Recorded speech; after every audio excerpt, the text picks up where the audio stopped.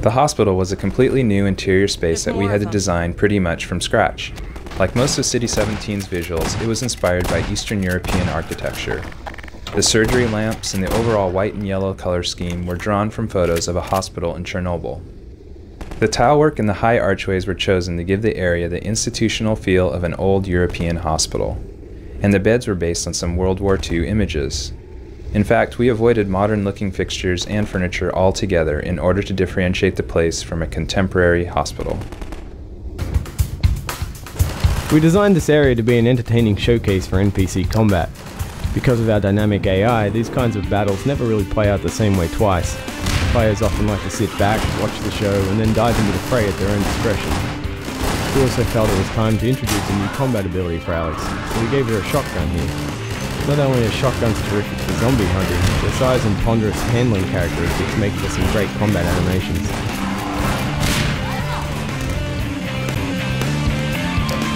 The door-banging zombies were supposed to give players a safe glimpse of the threat they'd have to face later in the level. In the original design, players couldn't open the door.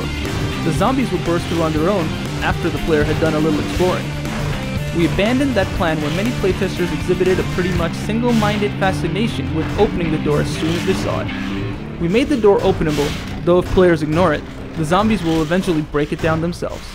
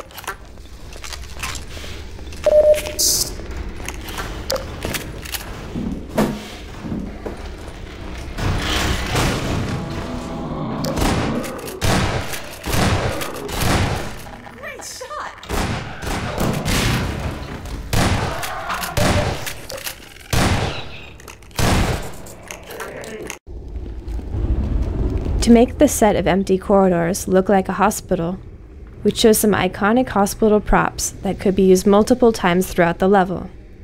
Then we built the models with details, multiple skins, and vertical and horizontal elements that would be visually interesting in the space. Too much of the same type of uninterrupted gameplay causes fatigue. Through repeated playtests, we learned that by the time players reached this part of the hospital, they were ready for a break from the intense combat. In response to that feedback, we inserted this relatively calm exploration puzzle as a change of pace.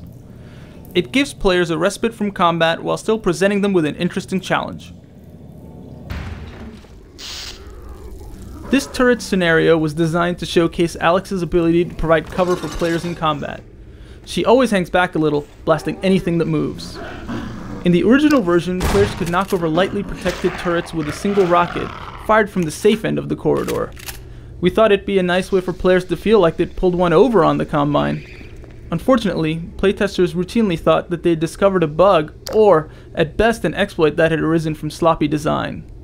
So in this case, a situation we deliberately created to make the players feel clever actually caused them to think we weren't doing our job very well.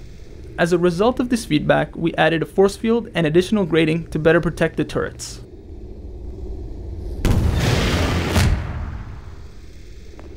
What you're seeing here is a visual representation of a node graph, a set of nodes and all the connections between them. The node graph is used by NPCs to figure out how to move around the world. It's not really a specific set of instructions, but rather a sort of information repository. Among other things, NPCs use the node graph to dynamically chart paths to distant areas, find cover, or scout out firing positions with a clear line of sight to their enemy.